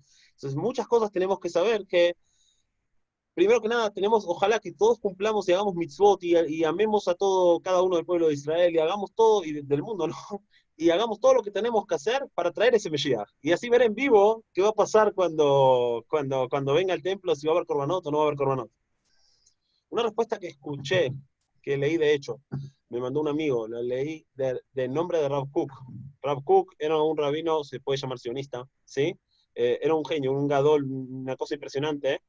Él responde algo muy interesante y es un poco profundo. Él dice así, él dice que estamos viendo que cada vez las personas, yo soy vegetariano, tal vez por eso lo veo, no sé si el resto, pero estamos viendo que muchas personas se vuelven vegetarianas, muchas personas no están comiendo animales. Entonces esta pregunta, tal vez nosotros como vegetarianos la vemos más pregunta todavía, porque digamos, es este ritual de agarrar un animalito y matarlo y creer que esto no lo entendemos, ¿sí? Es muy difícil de entender, es difícil de entender. Entonces el Rav Kook dice que si este pensamiento a muchas personas, a algunas personas, le va a provocar decir, ojalá, no quiero lo aleno, no decir esto que voy a decir, pero tal vez esa persona desee que no venga el Mashiach, que no venga la salvación, que no venga el Beit HaMikdash, porque se va a hacer esas cosas. Entonces él dice que en ese punto, si la gente va a pensar así y no va a comer animales, entonces él dice, Rav Kook dice que entonces los animales no se van a llamar comida. Y los korbanot, las ofrendas, tienen que ser comida. Y si las ofrendas no se llaman comida, entonces no pueden ser de animales, si los animales no se llaman comida. Entonces el Rav Kook termina diciendo que tal vez, los korbanot van a ser verduras. ¿Sí? No solamente esto, sino que, por ejemplo, el corbán diario, Minjá, por ejemplo, este corbán que nombró recién el Rav, eran, ¿cómo se llama? Era trigo, ¿sí? Era cereal, ¿sí? Entonces, por ejemplo, un animal era un corbán cuando una persona picaba. Y cuando venga Mashiach no vamos a picar. Entonces, de todas formas, tenemos que saber que hay también muchas opiniones. He visto que dicen que hay una opinión, por ejemplo, que dice que la Torah es eterna y las mitzvot son eternas. Entonces, seguramente sí va a haber, ¿sí? Pero lo que a mí más me gusta es esto que respondió Rabban Salem, que vamos a enfocarnos en lo que nos cambia la vida. Vamos a enfocarnos, seguro que hay una mitzvah, el Rambam dice que tenemos que tratar de entender todo. Seguro que es una mitzvah y está buenísimo ese ejercicio filosófico. Pero vamos a enfocarnos en lo que nos cambia la vida. Nosotros ahora tenemos que portarnos bien y ser buenas personas y traer al Mashiach. Y Besat Hashem que pronto podamos ver y ir al Beit HaMikdash y mirar a ver qué están haciendo los Kohanim. No sé si van a ser los Kohanim o van a ser los primogénitos, tampoco sabemos. O por ejemplo, si se van a ir en caravanas, caminando, así como se hacía en la época, ¿no? Aliad la regel, el regel, la fiesta era regel, es pierna, porque se caminaba hasta el templo. Seguramente debemos ir en un carro, o no sé, o en un helicóptero, ¿sí? O seguramente, por ejemplo, había una grúa, ¿no? El Kior, que se llenaba de agua, y con una manivela se llenaba de agua, y con eso los Kohanim se lavaban. Seguramente, tal vez sea eléctrico, no sé. Entonces, digo, no nos enfoquemos, no pongamos el foco. Claro que tenemos que saber y aprender, pero no pongamos el foco en el futuro, sino que vamos a hacer lo que tenemos que hacer para poder verlo. Bueno, entonces la pregunta siguiente es bien cotidiana. Rabbi Noam Salem, ¿los hombres se pueden depilar y pintar el pelo? Ok, vamos a entender primero la fuente, llamamos halágica. Yo pinto no. La fuente principal, vamos a entender, hay una halajá, la Torah dice, lo ilbash gever simlat isha, es decir, que el hombre no puede poner algo que representa a una mujer, y la mujer no puede poner algo, una vestimenta que es de un hombre, ¿no? Es lo que dice la halajá. De allá sale todo el concepto de esa pregunta. Y entonces la pregunta es si es algo dinámico, la definición o no. La pregunta. La pregunta es si los conceptos que decidieron hace 1000 años, vamos a decir, o 700 años, cuando fue escrito el Shulchan Aruch, vamos a suponer, allá está escrito unos halajot. La pregunta es si hoy en día eso es algo que se puede modificar o no se puede modificar. Si uno estudia el Shulchan Aruch en Yoreh De'ah, cuando está hablando sobre las leyes estas específicamente, vemos que esa es la prohibición en sí, que el hombre no puede utilizar algo que está asignado únicamente para la mujer. Y la mujer no puede utilizar algo que está asignado únicamente para el hombre. Y va a dar 2 ejemplos, después llegamos a depilar y pintar el pelo, ¿no? Uno es, por ejemplo, anillos. Si un hombre puede poner anillo de matrimonio. Entonces, en la época anterior, si no vamos a ir a la época del pueblo de Israel en el desierto, vamos a ir. El anillo era una joya, un elemento solamente de mujeres. Y por eso ustedes pueden ver que la mayoría de los practicantes llamamos un anillo. Pero la pregunta es, si yo quiero ahorita comprar un anillo para mí, yo estoy hablando ahorita desde el punto de vista halágico puramente. ¿Qué dice? Cuando usted va ahorita a una joyería, le dice, mira, yo quiero comprar un anillo. ¿Qué le pregunta? ¿Para hombre o para mujer? Significa que hay anillo para hombre y hay anillo para mujer. Entonces quiere decir que ya el anillo no es únicamente para mujeres, sino también es para hombres. Entonces puede ser que la primera persona que empezó a utilizar profanó o transgredió esa ley, pero hoy en día ya no es para hombre o para mujer. Entonces hoy en día no tenemos esa prohibición de punto de vista halágico. Segundo ejemplo, que no tiene que ver con esto, pero con la, llamamos la dinámica. Algunas veces hay que tener cuidado, hay que estudiar la halajá y saber exactamente cuándo sí y cuándo no. Por ejemplo, el Shulchan Aruch decía que una mujer no puede poner una ropa roja. ¿Por qué? Porque la ropa roja en aquel momento representaba una ropa de prostitución.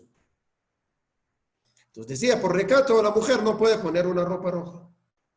Pero hoy en día no, la ropa roja no representa la prostitución. No hay una ropa hoy en día, lamentablemente, para prostitución. Entonces, la idea es que cuando uno tiene una ropa roja, la ropa roja no representa nada. Entonces, hoy en día, si mi mujer quiere comprar una falda roja o una camisa roja, no hay ninguna prohibición halajá.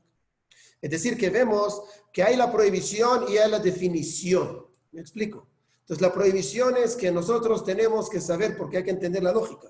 La lógica es que nosotros tenemos que diferenciar entre los dos sexos, hombre y mujer.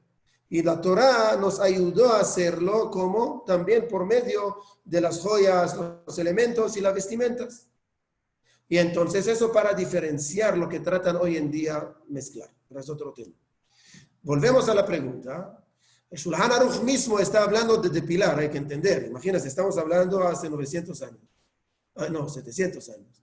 Y el Shulchan Aruch mismo está hablando sobre depilar.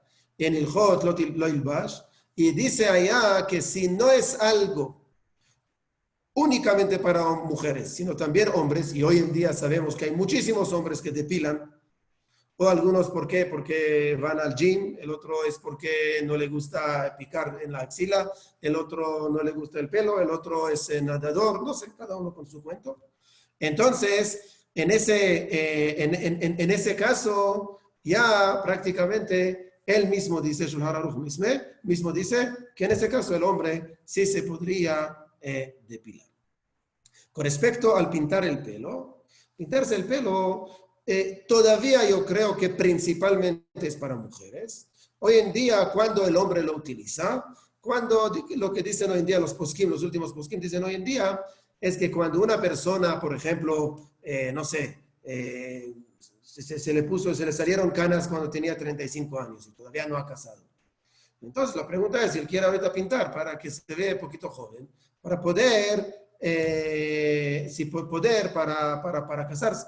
Entonces ahí sí dice que sí. Pero si vamos a volver al origen, en caso que es hoy en día es tan común, ¿ok? Entonces, en ese caso que es tan común, llamamos de pintar el pelo también para los hombres, entonces, en ese caso, sí se podría, llamamos, permitir. Ok, muchas gracias. Rabino Ishai.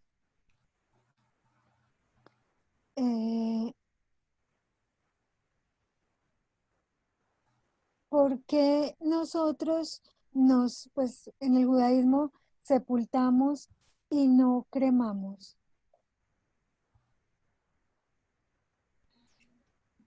Ana, ya es la tercera pregunta que me pregunta de armas y de muerte. Pero Rabi, no las escojo yo, usted sabe.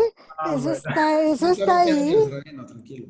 Sí. Rabi, no debe ser que usted trae una sabiduría ancestral interesante. Por lo menos hoy sus respuestas para mí me han sido muy interesantes. Ay, qué bueno, qué bueno. Estoy aquí deseando las preguntas. De hecho, más simples. Antes de responder esto, que es muy importante también, ¿por qué no cremamos? En lo de los sacrificios, una cosa que menciona el Rambam, que de hecho hay una contradicción, lo voy a decir muy, muy rápido. En un lugar, en Moreh Nevuchim, dice el Rambam, Maimónides, que cuando Dios quiso, obviamente que el Adán no comía carne, era vegetariano, Adam Arishon. ¿Cuándo se permitió comer carne? Solamente después de Noach, del diluvio. Solamente a Noach se le permitió comer carne. Entonces, cuando Dios decidió construir ese tabernáculo, ese templo, obviamente que en el principio, en el comienzo, Dios no necesita los sacrificios, no necesita el incienso, no necesita nada. Pero Dios, ¿qué dijo? Ya que este pueblo está acostumbrado a hacer algo material para un Dios espiritual, si yo le voy a decir, vean, hagan lo que ustedes, hagan nada más un rezo espiritual, no lo van a aceptar porque es lo que están acostumbrados ellos a ver. Entonces, para quitar esa pensamiento, lo hizo paso a paso. Si en el comienzo ellos decían, vamos a hacer sacrificios de humanos, ¿qué le dijo Dios a Abraham? Ve y sacrifica a tu hijo. ¿Para qué le dijo eso? Para que luego él le diga, no lo sacrifiques. ¿Para qué Dios hace ese juego? Ve, súbelo y luego no. ¿Para qué? Para que todos escuchen como Dios dice no al sacrificio de humano. Después pasó, no lo puedo decir, no hacer sacrificios de animales. Y así pasó poco a poco hasta que llegó en el templo, se destruyó el templo. Y según lo que se entiende en Moreh Nevuchim, es cuando venga el Mashiach, es que no van a haber sacrificios. ¿Para qué? La idea es volver al primer origen donde no se comían animales. Pero el Maimónides trae en las alajot que sí, cuando va a venir el Mashiach, él va a tomar el sacrificio y lo va a hacer en el templo. Entonces hay una contradicción. Imagino que el Rabino Yonah ya lo estudió. Hay una contradicción en el Maimónides que si sí van a ver o si no van a ver. Luego hay un Talmud más que dice de que sí hay, de que todos los sacrificios se van a anular cuando venga el Mashiach, menos un solo sacrificio que es el sacrificio de Todá. Entonces, eso es algo interesante que me gustaría aumentar a lo que dijo el rabino Yonah.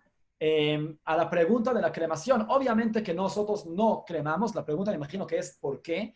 El motivo que uno tiene que saber es porque la Torah sí dice. La Torah dice que la persona, cuando alguien se muere, lo tenemos que enterrar. Es el primer motivo que uno tiene que meter porque así la Torah lo dice. Adam, ¿de qué viene? La palabra de Adam, ¿de qué viene? Adam significa Adama. Adama, que es la tierra. Él vino de la tierra y también se va a la tierra. Ahora, el motivo más por qué no, así como si tenemos un Sefer Torah. Sabemos que el Sefer Torah es lo más sagrado que tenemos. El pergamino donde está escrito toda la Torah ahí es lo más sagrado que tenemos. ¿Qué pasa si yo a esta cajita que tiene el pergamino le quito el pergamino? Tengo la cajita sola. ¿La puedo quemar la cajita? Obviamente que no, es falta de respeto. Esa cajita es la que mantuvo, la que cuidó a la Torah, la que respetó a la Torah. Por eso, ¿qué hacemos con la caja de la Torah? Si no la necesitamos, la llevamos a la Geniza. La Geniza, ¿qué es? La enterramos en el cementerio. Imagino que todos los escritos, el tefilín que tenemos, también lo mandamos a la Geniza. Lo mismo también el alma de la persona. ¿El alma de qué está hecha? Está hecha de imagen y semejanza de Dios. ¿Verdad? Entonces, si el alma está hecha de imagen y semejanza de Dios, es parte de Dios que está aquí adentro de mí. Entonces, cuando la persona se muere, ¿ahí qué pasa?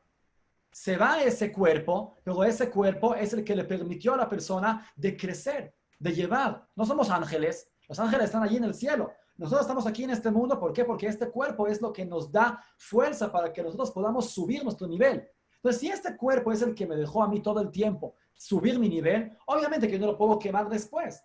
Es como la caja del Sefer Torah, la que mantuvo al alma que está dentro del pergamino de la Torah. Y por último, nosotros creemos en Tehiyat HaMetim, en la resucitación de los muertos.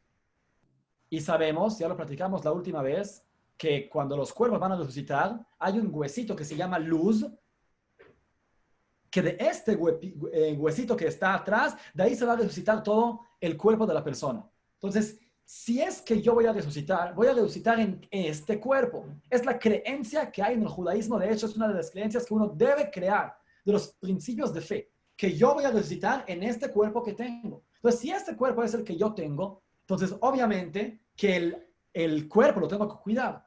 No quiero decir que solamente el cuerpo que fue enterrado es el único que va a resucitar. También los cuerpos, Bar Minan, de los 6 millones de judíos que quemaron en la Shoah, que aunque los quemaron, igual van a resucitar. Pero la creencia es que este cuerpo que yo tengo igual va a resucitar. Y por eso es muy importante que la persona le dé importancia al cuerpo. Este cuerpo es el que cuida el alma, el cuerpo es el que ayuda a elevar el nivel del alma y también cuando venga el Mashiach lo va a, este cuerpo se va a resucitar. Rabino Ishai, Rabanim, voy a hacer 3 preguntas que hay en el chat. Esta para el Rabino Ishai porque va en orden, pues va con el tema que está tratando. ¿Qué pasa con las almas cuando la fecha del fallecimiento, pues por la fecha de fallecimiento no hay luto? Ya la contesté ahí también en el chat y dijimos Sí, que... yo sé, pero la persona está insistiendo en que la haga verbal, entonces por eso la hago verbal. Bueno, Jacobo, sí. Jacobo, muy buena pregunta. Jacobo pregunta, ¿qué pasa? Mencionamos que la Shiv'a son los 7 días que le demora al alma en subir hasta su lugar, hasta su origen. Entonces, si es así, entonces, ¿qué pasa con alguien que no tiene Shiva? Sabemos que alguien, si se murió alguien antes de la fiesta anula la Shiva. Entonces, lo que yo ya respondí aquí en el chat es de que hay diferencia entre el tiempo que la alma se demora en elevarse, que eso sí demora 7 días, pase lo que pase, aunque haya fiesta y ayuno, lo que sea, el alma demora 7 días. Y hay otra cosa que es el luto del familiar. El luto por la fiesta se anula, porque la fiesta espiritual más importante que el luto. Pero el alma que demora 7 días, eso sí demora 7 días y no depende del luto de la persona aquí. O sea, el luto no está, el luto que conocemos, la Shive, no está, pero el alma sí demora igual 7 días. Ok, gracias. Esta pregunta es para el rabino Avi.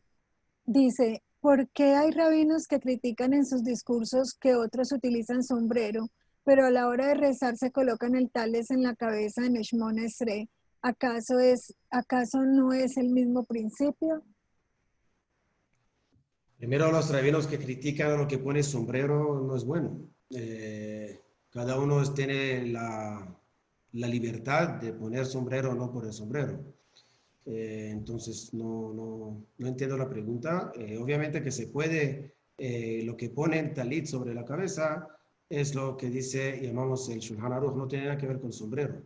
Lo que pone el talit en la cabeza, porque hay opinión que dice que la forma de hacer el eituf, significa para poner el talit de una forma que se considera una ropa, entonces hay una opinión que dice que hay que ponerlo sobre la cabeza. Entonces, para salir también de la obligación de esa opinión, lo que se hace es poner el talit sobre la cabeza, por lo menos en las partes principales, que es la Shema y la Hamida. ¿Okay? Lo que seguramente las personas que critican sombrero o no sombrero, es boberías, yo creo. Lo más importante es lo que hay debajo del sombrero. ¿Qué cabeza hay allá? ¿Qué pensamiento hay? Pero puede ser que la crítica que hay, puede ser que algunas veces cuando uno pone el sombrero trata de esconder otra cosa. Entonces allá puede ser que esta crítica.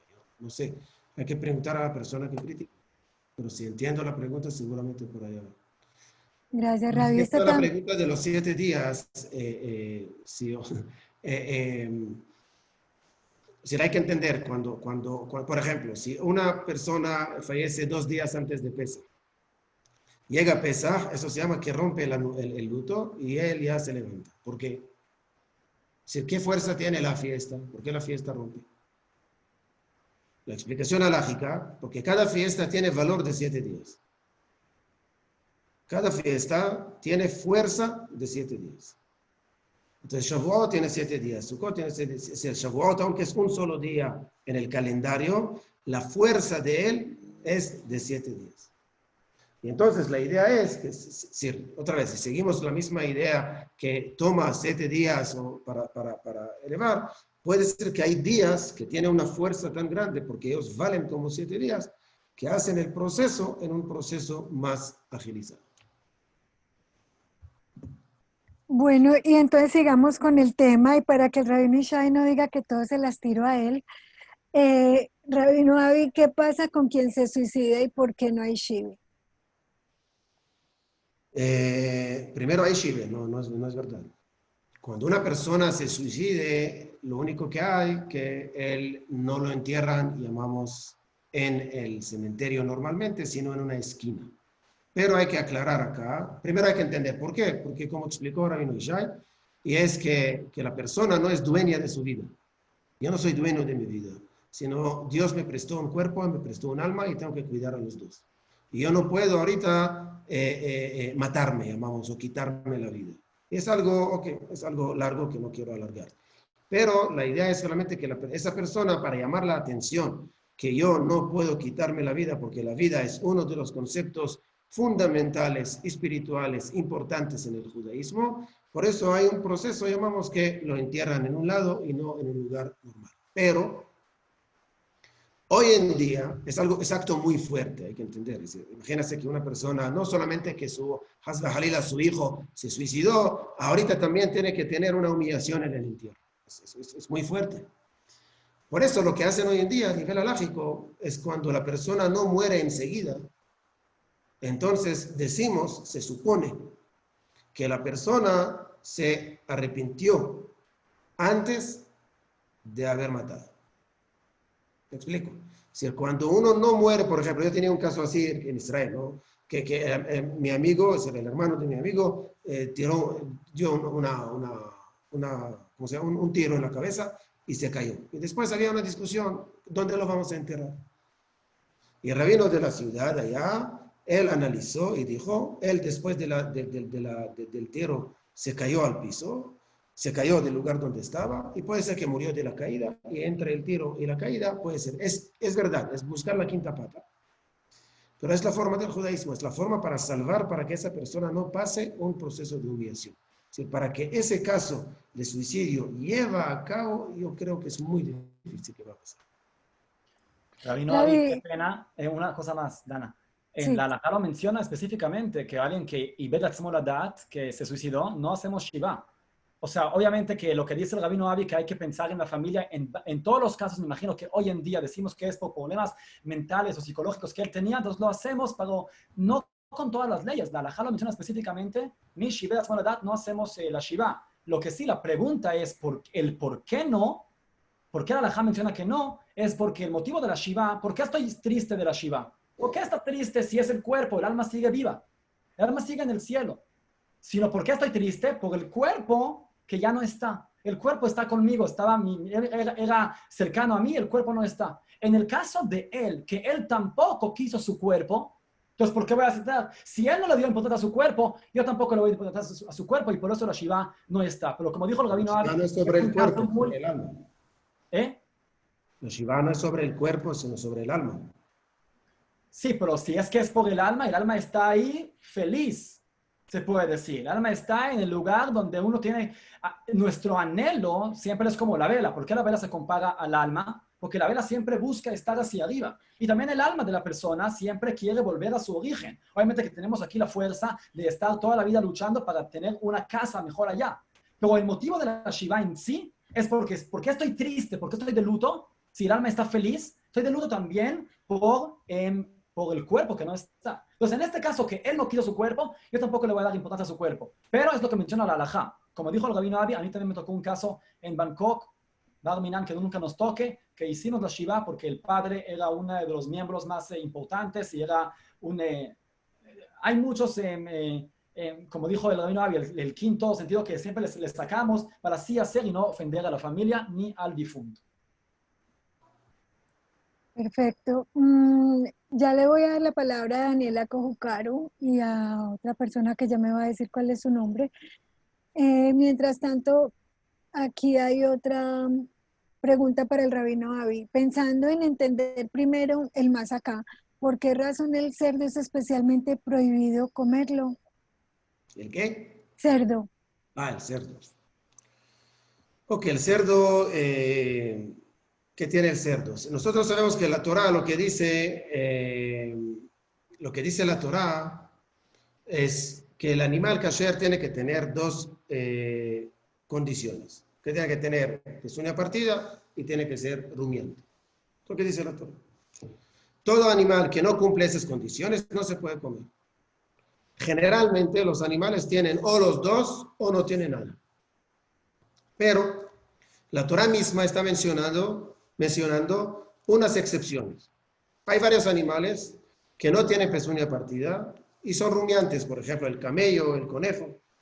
Pero hay un animal que es una excepción, es el único, que es el cerdo, que tiene la pezuña partida y no es rumiante. Y vemos que en la religión judía, incluso la musulmana, hay un rechazo muy grande a ese animal. ¿Por qué? Prácticamente porque no es kasher, es igual como camello. Pero hay mucha gente, por ejemplo, que no come kasher y dice, yo no como kasher, pero cerdo no entra en mi casa. Mucha gente dice eso. Entonces, ¿cuál es el concepto? La idea es que el rumiante representa lo que se llama hipocresía y falsedad.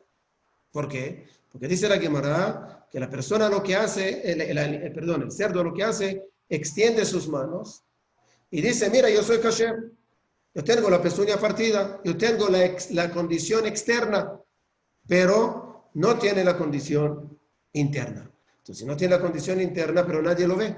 Eso se llama la hipocresía y la falsedad. Uno de los puntos principales que el judaísmo está rechazando es la parte de hipocresía y la parte de la falsedad. Por eso ese animal está tan rechazado en el judaísmo.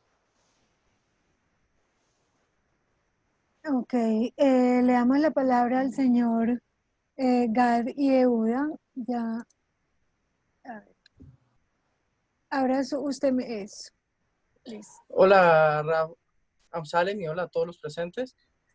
Rav, hay una cosa más, así como usted explicó del rabino, de la persona que se suicidó, lo trae el rabino, ¿cómo es que se llama este rabino? Que trata a la persona que se suicida como un jole mental, y por ser un jole mental, entonces no se le desprecia, sino se le trata como si fuera un jole. Eso lo trae, se me olvidó ahorita, justo se me fue el nombre de este rabino que lo trae. Es un análisis que hace, y con eso entonces, pues, debido a que también como se juzga a esta persona en este mundo, también se juzga en el otro mundo, entonces con eso también se le ayuda para que el din como que se le baje cuando llega allá. Eso fue como la explicación que trajo ese rabino esa vez, entonces quería era como para traer ese punto también. Muchas gracias a todos los rabinos y a todos, y gracias por este espacio. Gracias. Ok. Bueno, aquí hay, pues, seguimos, es un tema como que está despertando mucho interés. Dice Sharon, o sea que si el padre del que se suicida no es importante, no hay shive. Y yo creo que ya con esta pregunta podemos terminar. No, obviamente, en ese caso que pasó, solo dije como un ejemplo, Sharon, es lo que pasó en Bangkok. Y lo dije en el caso que pasó, pero no importa si era importante o no era importante, es lo mismo. En mi caso, era una persona muy importante de la comunidad y por eso me tocó a mí dirigirlo, aunque... lo voy a decir por qué dije eso, porque yo tenía una sinagoga muy pequeña en Bangkok, que lo hicimos, la construimos desde cero. Y la persona que se falleció era de otra sinagoga. Y en esa sinagoga era importante y por eso me llamaron a mí. Es el motivo. Pero no hay diferencia importante, no importante, es lo mismo. Obviamente.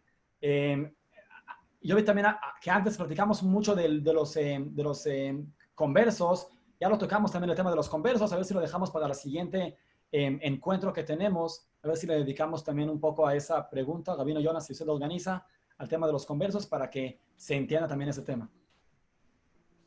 Bueno, señores, hemos llegado al final del shiur de hoy, agradeciéndole profundamente las interesantísimas respuestas que los tres rabanim nos dieron. La próxima fecha se las estaremos avisando, muy probablemente será dentro de 15 días, pero queda pendiente de confirmación.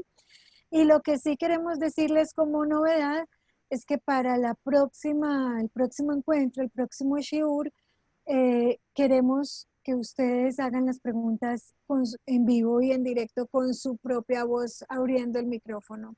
Así que vamos a darle prioridad a quienes quieran preguntar con el micrófono abierto. Si están muy tímidos, esperamos que no, pues pasaremos a las preguntas escritas, pero yo creo que entre tantas personas habrán unos más extrovertidos que animarán y haremos un poco diferente este shiur próximo.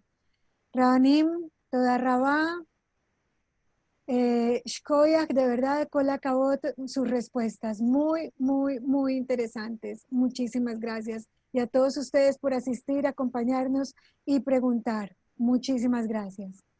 Shavua Tov para todos. Gracias. Muchas gracias a todos. Ya, nos vemos todos.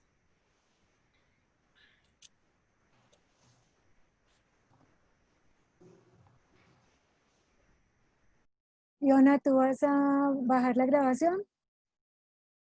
Entonces tú eres el que Va a debes estar de cerrar. en el canal, va a Sí, estar la grabación. El que necesite me pide ahí por el teléfono, lo voy a dejar acá en el chat. pero Así- es para que tú cierres la llamada porque al que cierre